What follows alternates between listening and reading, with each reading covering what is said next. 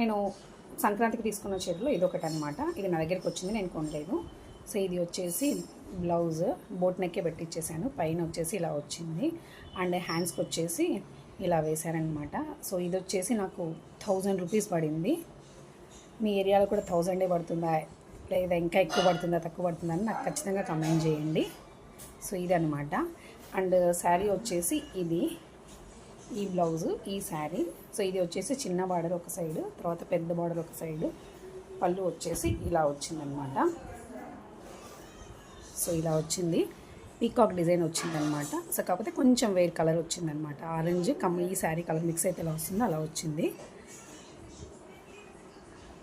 So ఈ చీర కనుక నచ్చితే కనుక ఖచ్చితంగా లైక్ చేయండి, అలాగే ఎలా ఉందో నాకు కమెంట్ చేయండి. అండ్ ఈ వర్క్ మీ ఏరియాలో ఎంత తీసుకుంటారు బోట్ నెక్కి అనేది కూడా నాకు ఖచ్చితంగా కమెంట్ చేయండి. నాకైతే 1000 రూపీస్ పడింది, ఓన్లీ వర్క్కి మాత్రమే.